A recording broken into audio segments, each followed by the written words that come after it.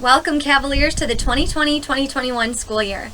My name is Mrs. Carney, and as an LP school counselor and the Division Chair for Student Support Services, I am beyond excited to be back at LP High School.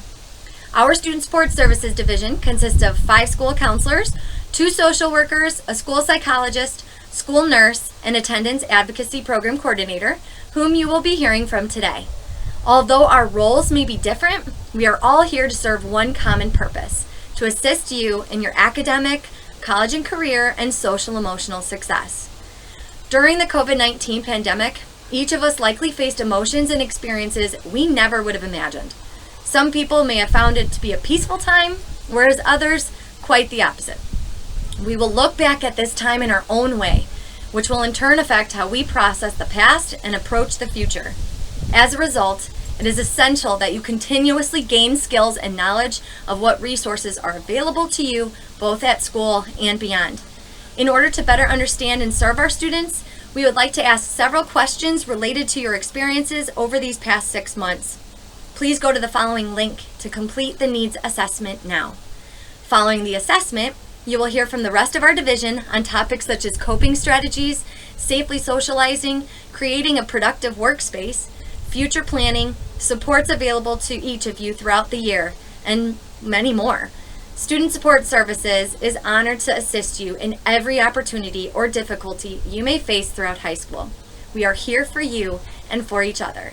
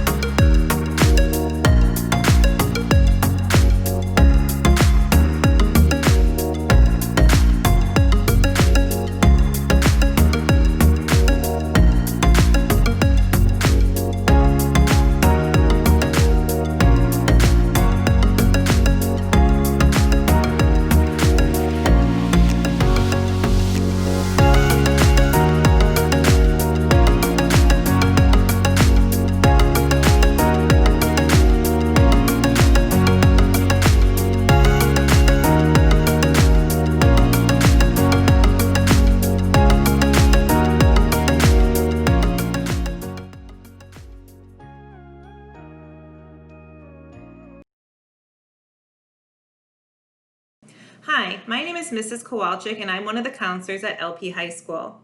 Over the past few months, our world has changed. Based on media coverage, social media, and family and personal values, we have all developed strong opinions regarding COVID-19, to mask or not to mask, Black Lives Matter versus All Lives Matter, and the upcoming presidential election, Trump versus Biden. Emotions are running high, and we often feel attacked if someone disagrees with our values and beliefs. Try to remember that everyone has a story, and there are reasons to why people believe what they believe. Build feelings of patience and compassion for others and for yourself. Try to be understanding of the changes we are all experiencing and recognize that many are struggling right now. Focus on what you can control. So much is happening in our world that we can't control, and it may cause overwhelming feelings of helplessness or despair. For example, while we can't control the virus, we can control the role we play in preventing its spread. Do more of what you can control and work toward accepting what you cannot. Finally, avoid catastrophic and all or nothing thinking. Stay informed. Read, listen, engage in conversations. Know the facts and accept that there will be people who view things differently than you. Hi, I'm Mrs. Pacheco. I'm one of the school social workers here at LP High School. As we're trying to navigate our new reality of living with COVID-19, we might experience a variety of different emotions. We might feel stress, anxiety, sadness, or even anger. We might even experience a variety of different emotions at the same time. So today I'm going to talk about some coping strategies that we can use to help ourselves feel better. First, practice basic self-care. Try to get enough sleep, exercise regularly, and eat well. Try mindfulness apps or meditation. Do something physical like dancing or yoga. Occupy your mind with puzzles or reading. Or engage your senses with hot baths or fragrant candles. Know that things are hard for everyone right now. Try not to judge yourself or others. If others are upsetting you, use I statements to explain the problem, like, I'm worried about my exam next week. Then try to work together to solve the problem. Limit your media consumption. It's good to stay informed, especially about what's happening in our area, but too much news, especially social media, can add to your anxiety. Try to set limits on your media consumption and phone usage.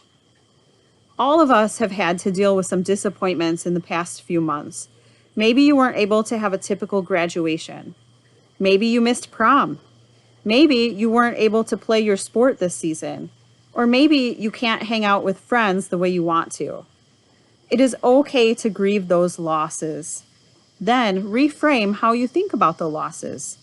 Think about how you can honor what you've achieved and try to find new ways to celebrate. A good example of this is how we celebrated our seniors at graduation in May. Things may look different, but we can still celebrate our successes. Focus on things you can control. Your classmates, friends, or family members may be disobeying the rules about physical distancing or doing other things that add to your stress. Know that you can't control what other people do.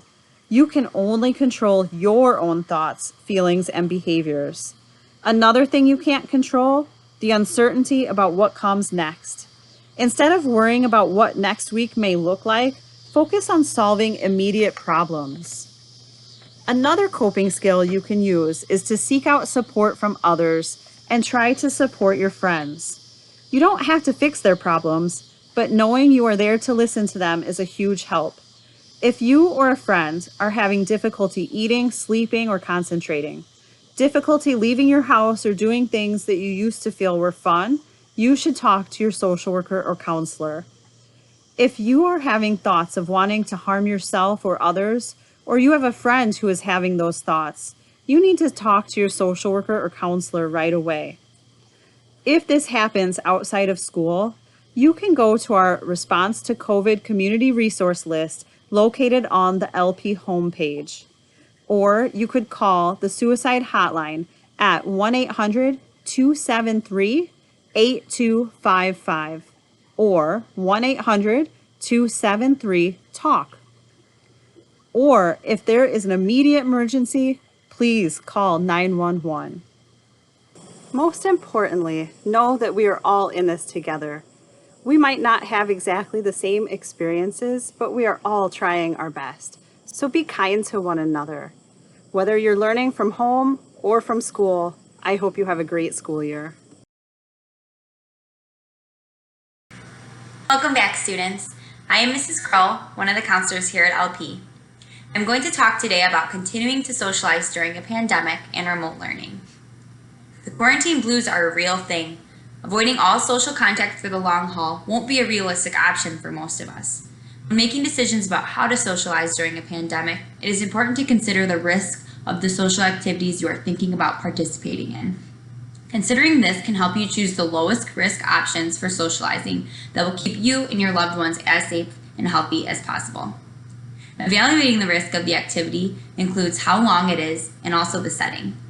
The highest risk for spreading COVID-19 is with close contact, long interaction, and inside environments with no safety measures in place. Although, keeping a distance of at least 6 feet, brief interaction, and outdoor settings will keep risks lower and better ensure your safety. Face coverings can further decrease risk and are important when socializing with friends closely or indoors. It also helps to frequently wash your hands. In other words, you can be social, but do it from a distance, such as reaching out to friends by phone calls, texting, FaceTime, video chats, Zoom meetings, social media.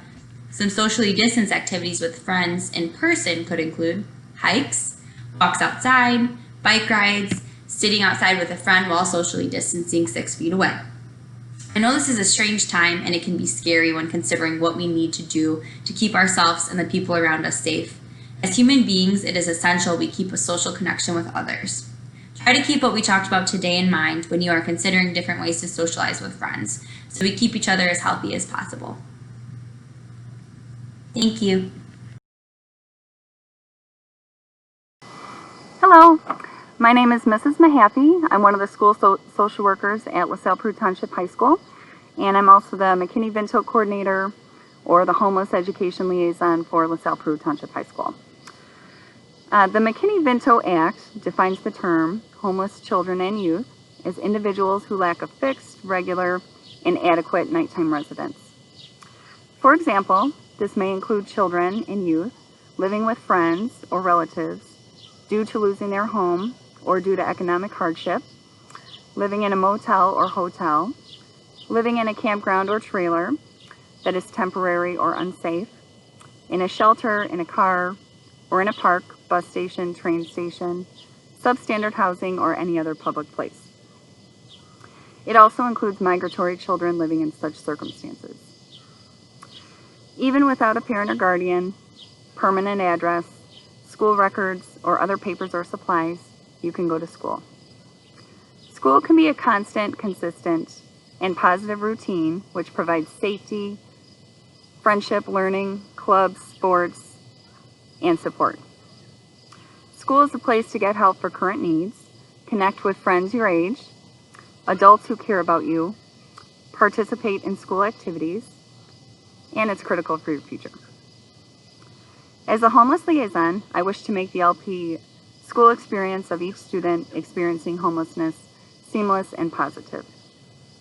My office is located in the Student Support Services office. I'm here to assist students and families experiencing homelessness in areas which include free school meals, assistance completing enrollment forms, food for students to take home from LP's food pantry, clothing, shoes, hygiene items, school supplies, linkages to community agencies to further help with particular needs, and someone for students and families to talk to. Many of these resources are available to all students, not just those who are homeless. If you or someone you know needs assistance, please stop by to see me or your school counselor. I'm wishing each of you a wonderful start to the school year. Hi everyone, I'm here to talk about COVID and your health this year. Please remember not to come to school if you have any symptoms of COVID. These include a fever, headache, body ache, cough, nausea, vomiting or diarrhea, shortness of breath or difficulty breathing, chills, sore throat, loss of taste or smell, fatigue, and runny nose or congestion. Even if you believe these are allergies or something that you already have had, you still need to contact your doctor. You cannot come to school if you have these symptoms. If you do have these symptoms, please contact your family medical provider and inform the attendance office at LP. If you have been exposed to a person with a positive COVID test, please contact your family medical provider and or the county health department for further instructions before attending school. Please remember to wear your mask at all times. Your mask needs to cover your nose and mouth and be free of holes and signs of wear. Please remember frequent hand washing for at least 20 seconds and using hand sanitizer when you're not able to wash your hands will greatly reduce the spread of COVID. Remember, we are all in this together and COVID does not discriminate, so please be kind to each other and be safe. Hi everyone, I'm Dr. Jones. I'm the school psychologist for LP. My office can be found in the Student Support Services area. Today I want to talk briefly about ensuring you have a productive workspace for remote learning. Remote learning offers a lot of flexibility, and in order to be productive, it helps to try to establish these things for yourself. First, create separation. Find a workspace that will motivate you to do your best work. Try to separate your personal space from your workspace. Each of our homes are set up into zones. Typically, you have a zone for sleeping, one for eating, and one for entertainment. Try to carve out a space for working, as this will help you to avoid distractions and stay motivated. This may mean taking a corner of the basement over or rearranging some furniture around to create a new workspace. Something as simple as hanging a sheet in your bedroom to divide the space can be helpful. No matter the size of your space, try to set up an area with a desk, good lighting, and a comfortable chair so that you know it's time to work when you are in that area. Identify and decrease distractions is the next thing to do. We all have things that distract us, especially when we're at home. Quickly take a look around your workspace and see what's in your line of sight and that what might cause you to be distracted. Remove those items. Next, you should gather needed resources. Make sure you have everything you need at your fingertips so you don't have to stop what you're doing and go find materials. Finally, organize yourself. Make sure you use a planner and create a daily to-do list for yourself to stay organized. Regardless of whether you are attending LP 2 days a week or doing full e-learning, it's important to have a designated workspace at home so that you can be productive. Thanks, everyone. Hi, I'm Mrs. Brooker, the coordinator of the Attendance Advocacy Program. My office is in the Student Support Services area.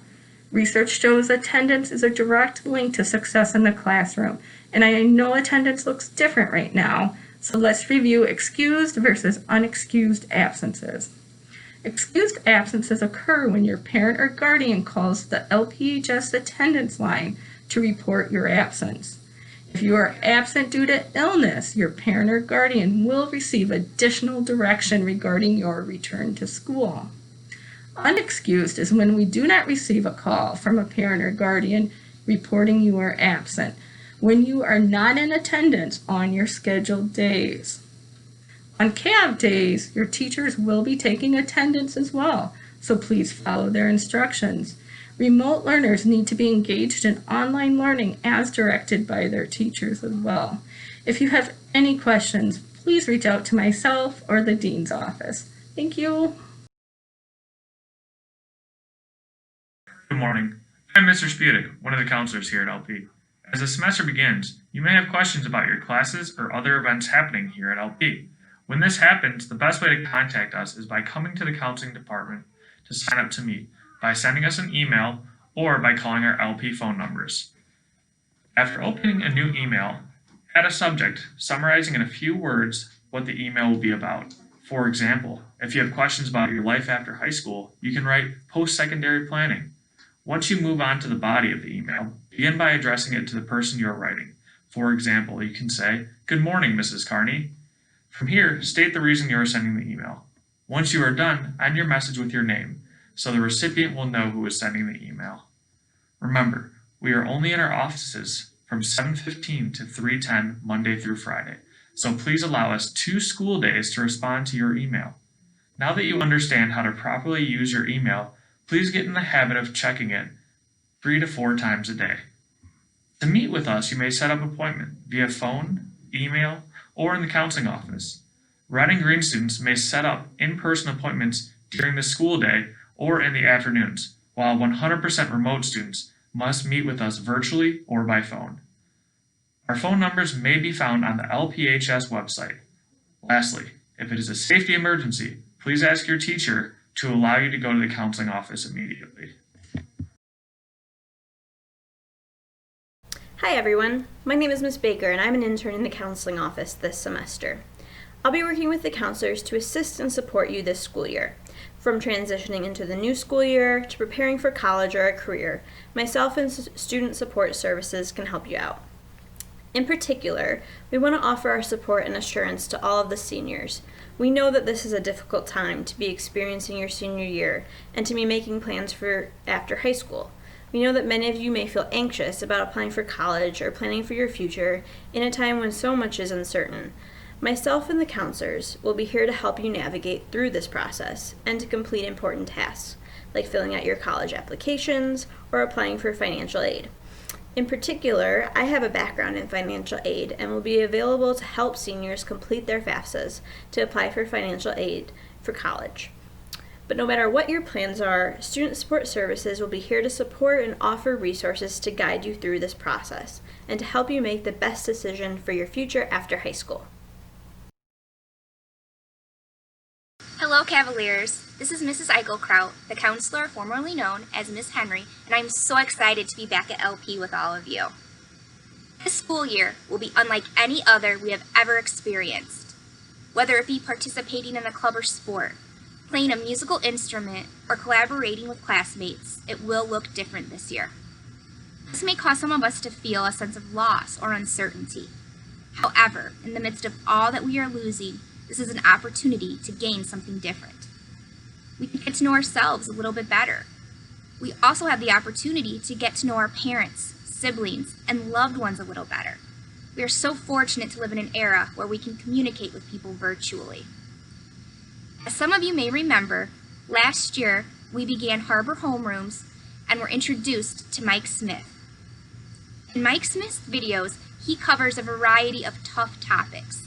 And one of his most recent videos, titled Rooted in Love, covers all of the different feelings we may experience due to COVID-19. Let's take a look at what Mike has to say.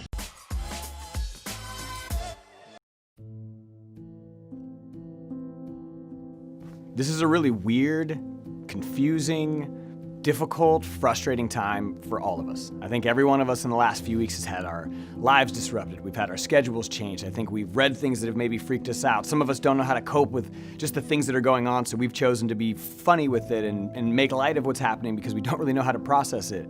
I think if you're watching this video right now, you probably feel a lot like all of us. You feel confused, you don't know what to do, and maybe there's this weird sense of uncertainty that you have. And I know that we're all feeling that way. But before we panic, before we freak out, before everybody loses their mind and buys all the toilet paper, I just want to take a second and maybe just pause. Let's just pause for a second and think about what this moment that we're all going to experience, whether we want to or not, is going to give us. It's going to give us something. Yes, it's going to take something. Yes, we're all going to experience loss. Yes, this is going to be difficult. I don't want to downplay any of that for a moment. But what I want to talk about for a second is there might be something that we can learn and something that we can gain from all of this. If you're new to this show, if you've never seen me sit on this crate and talk, what this show was designed to do was, it was designed to talk to kids in the classroom, where we talk about topics like success, we talk about topics like finishing well, about loving on each other, about courage and following your passions and being a good human. And the reason that we created this show was to have conversations in the classroom. And for a lot of you, that classroom is about to change. We're all gonna experience this weird shift and this weird transition, but I don't think that we need to walk into this thing terrified. I don't think we need to walk into this thing scared. I don't think we need to walk into this thing looking at what we're gonna lose. But I just want us to take a moment and think for a second. In the midst of what we're losing, I think there's an opportunity for us to try and gain something different, to try and gain something new. I mean, all you parents out there, think about it. Think about how many nights you've scrambled your kid from one practice to the next. You've left something 10 minutes early to get to something 10 minutes late because your kids are flying from activity to activity, and all of a sudden, in a moment, now they're just gonna be at home. So maybe this is your chance to really have some of these conversations with your kids that you've always wanted to have. For you young people who are watching this, for you students, maybe this is a chance for you to get to know your siblings better, a chance for you to get to know your parents better. This is an opportunity for you to get to know yourself better. I really think that all of us have a chance to gain something from this, but I want us to be mindful. I want us to be mindful of all of the young people out there who are gonna experience things in ways that we can't fathom. There are around 4.5 million homeless young people in the United States of America. There are almost 30 million students who get food from school daily. That's where they eat during the week. And that's something that we all have to figure out how we're gonna solve. That's a problem that all of us need to find a solution to. I want you to take a moment and think about some of your classmates. Some of your classmates who maybe don't fit. Some of your classmates who maybe sit by themselves.